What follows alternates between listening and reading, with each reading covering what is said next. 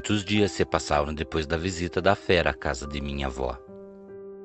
A rotina da minha família já vinha voltando ao seu normal, pois tanto o lobisomem como aquela aparição que minha avó acreditava que era sua mãe não estavam mais aparecendo para mim. E com tudo isso, tudo foi esquecido no passado por um bom tempo. Também descobri que minha avó era uma curandeira. Sua casa, depois de algum tempo, passou a ser frequentada por pessoas enfermas, que sempre iam até a minha avó em busca de solução para seus males. Me lembro bem de um fim de tarde, depois que minha avó atendeu o seu último paciente.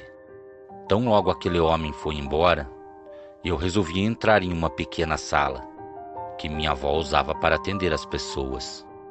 Foi então, no momento em que entrei naquela sala, que vi mais uma vez a minha avó com os olhos totalmente brancos.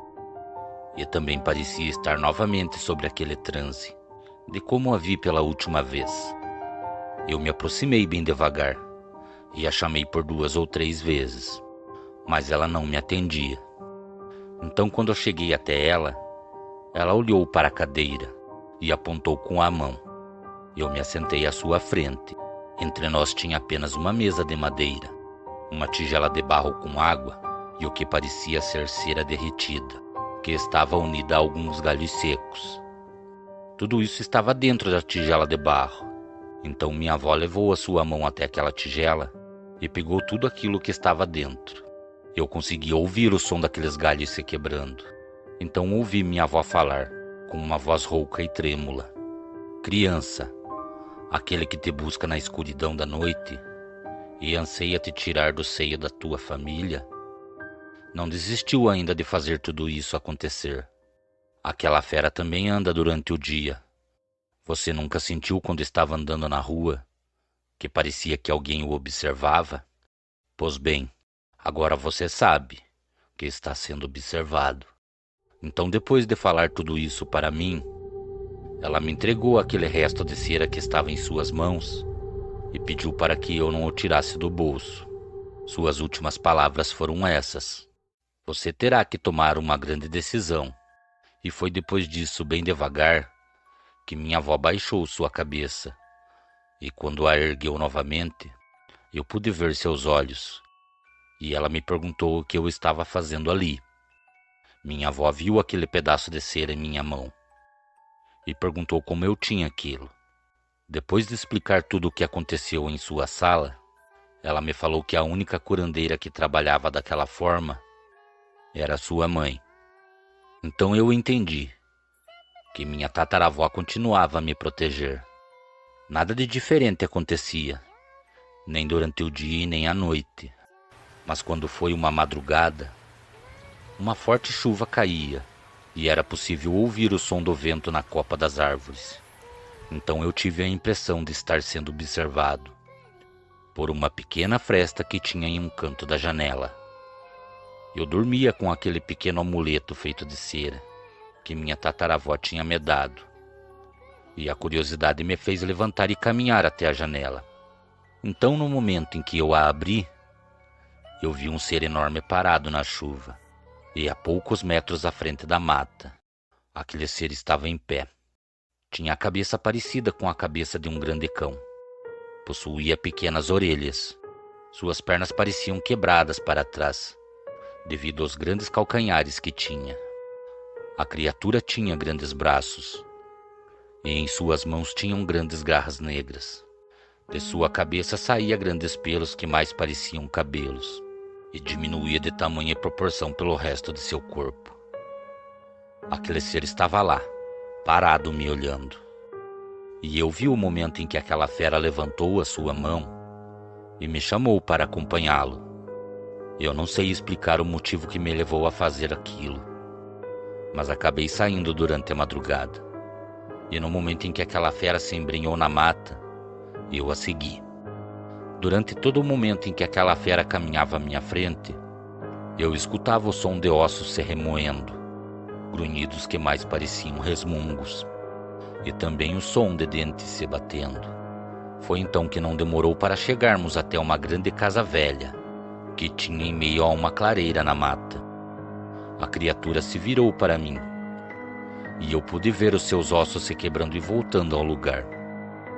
Eu fiquei parado olhando, enquanto aquele ser entrava naquela casa velha. Do lado de fora eu escutava o som do que parecia ser um animal grunhindo, e esse mesmo som acabava virando gritos de dor. Logo após todos aqueles gritos cessarem, eu corri para a mata e me escondi por entre alguns arbustos. Fiquei olhando em direção à porta daquela casa velha. Foi então que vi um homem sair somente com um cobertor sobre as suas costas. No momento em que ele ergueu a sua cabeça, eu sabia que conhecia aquela pessoa.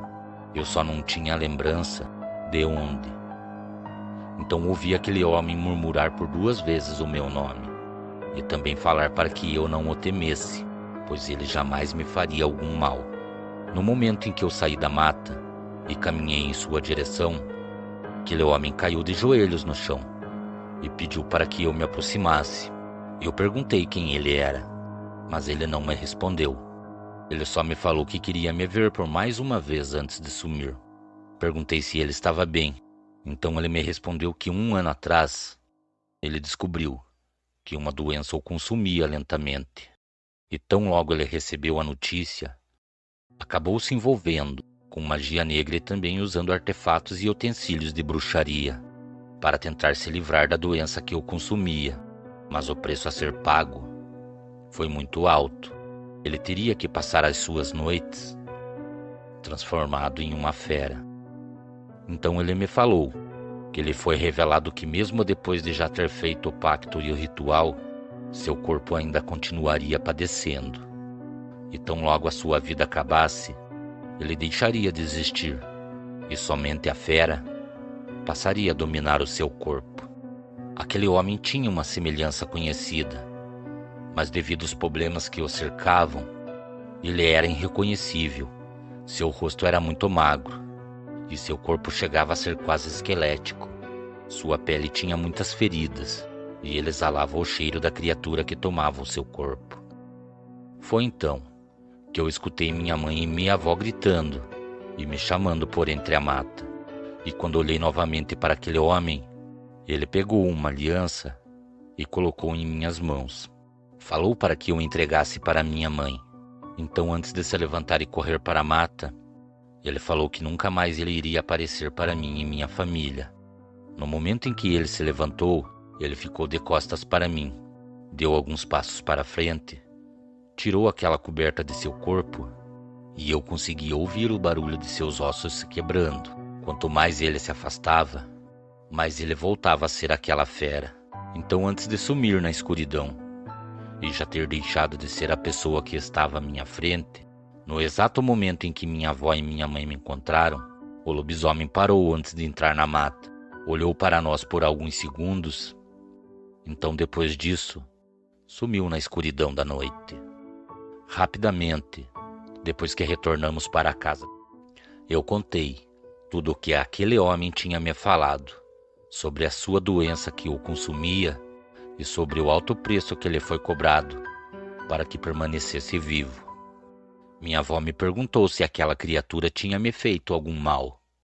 Nesse momento, falei que não. Foi então que eu peguei a aliança que aquele homem me deu e entreguei à minha mãe. Ela a olhou e me perguntou onde eu tinha encontrado aquela aliança. Então respondi que aquele homem me entregou. Pediu para que eu entregasse a ela e pediu para que ela o perdoasse. Minha mãe abaixou a sua cabeça e começou a chorar. Então eu ouvi ela falando para minha avó que aquela aliança que eu tinha entregado era a aliança de casamento que meu pai usava. Quando minha avó olhou dentro da aliança, além de ter o nome de minha mãe, também existia uma nova palavra grifada lá: perdão. Cordiais uivos a todos.